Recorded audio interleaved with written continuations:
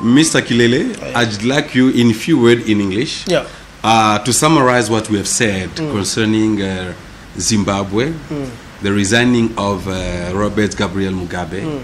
I want you to look at the camera. Whatever come in your mind. Correct. That transition from Mugabe resigning and we got the new president. Is any message you can give to the Zimbabwean people are watching all over the world? They were so excited. All over Hillbrow, everywhere in Harare, Bulawayo, they were so screaming, say, we are free now. I just want to summarize in a few words. And what message can you give to them in future? What are they going to expect? Obvious. I praise the president because he said he's going to stick on the calendar. Next year, somewhere there by September 2018, they will have election. I want you to give them the message and your suggestion as well. Thank you. This is a message to my brothers and sisters from Zimbabwe. There has been a titanic euphoria shortly after all of us, the world and you particularly, have learned about the resignation of President Robert Mugabe. Some of you have called it a second independence, or it will be the true independence, pushing you to forget about the real independence that you celebrated the time you defeated the racist regime of Ian Smith. Everyone in Africa, it has been like that. Quite often when a dictator fails, resigns, or dies, or is killed, people always took to the street. They enjoyed, and shortly after that, it looked like a smoke screen.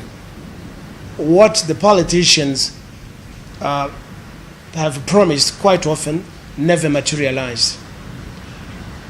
I ask you to hold this opportunity with both hands intelligently and to make sure that you don't make the mistake which many African countries which went through the same situation like you experienced. I am talking to you, I'm from the so-called DRC, the Democratic Republic of Congo, where we had a guy called Mobutu Sese Seko Kuku Ngbendu Wazabanga, who died almost 21 years ago. When Laurent Kabila stepped into Congo, it was a general euphoria, just like you, not knowing that hidden hand was behind Laurent Kabila, and Congo has been plunged into a turmoil which we are in for today. This is 20 years after Mobutu has fallen, and Congo has been plunged into civil war, into invasion, into looting, into plundering, into war, endless war, depopulation of our country, and total humiliation by neighboring countries. Your country, Zimbabwe, even, is among the countries which loot Congo. What I wanted to tell you is just, you must be well organized. Zimbabwe is one of the African countries that we love and we like the most. You are pure and real Africans without discrimination. You are hardworking people, and you gained your independence not on a silver plate like some African countries. There was no negotiation, there was war, there was bloodshed, and Zimbabwe, like Algeria, like Angola, and a bit Congo, should be proud of their independence, because you are an example of true nationalists and liberators of your country. We must make sure that the new president, Emerson Mnangagwa, stick to his vows, sticks to his commitment that he won't cling to power like President Mugabe anymore, that he will respect the Constitution of Zimbabwe and the international law, that when the people who trust him ask him to step down, he should respect, he should bow to the will of the Zimbabwean people and not disappoint them. Just like what Bob Marley sang, you remember? We don't want dictators to continue celebrating the graduation of thieves and murderers.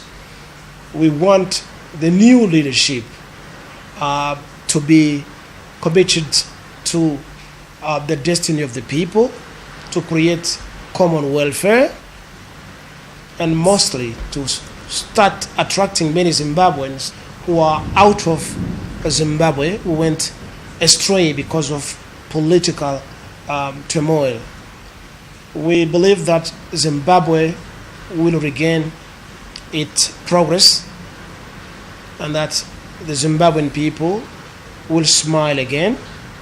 Please work hard, farm the land, it is our land, mine, build houses, educate our children so that Africa could stand firm.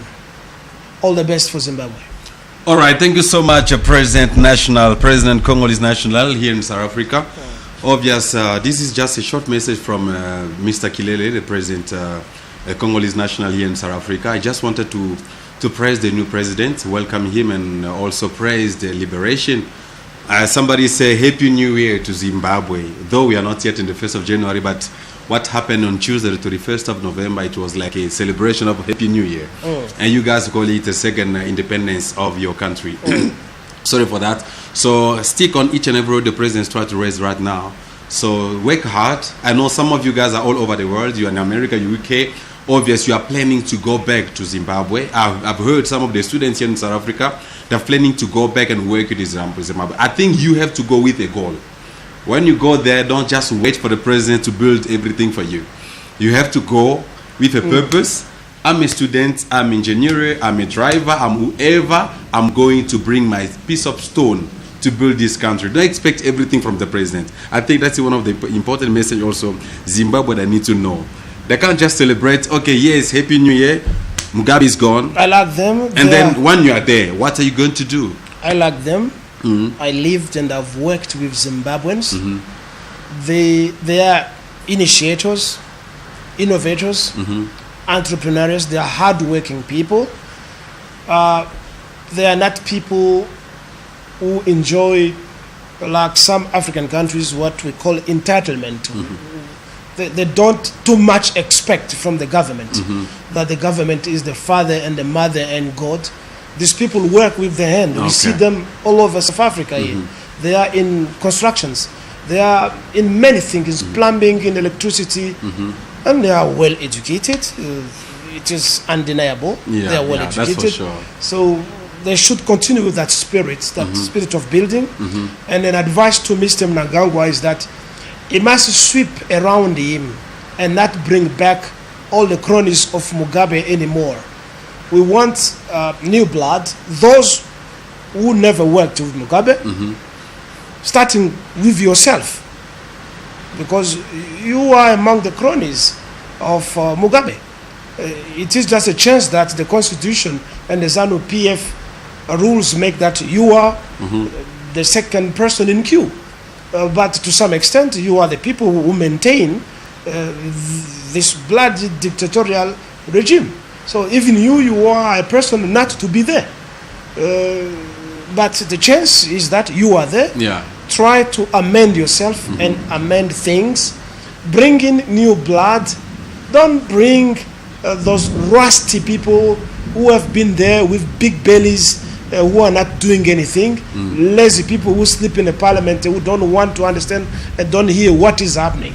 You must really rejuvenate the Zimbabwean politics in all sectors and send to retreat all the people who have been with Mugabe. If justice can try to persecute some, not persecute, but to prosecute, I mean, those who did wrong, let justice do it work. But those who didn't do anything wrong, send them back to stay home or open their own enterprise, bring new people, new blood into your cabinet. Don't shame us to bring the same thieves and murderers who have chased Zimbabwe from their country. Voila. Thank you so much. I think you got the message.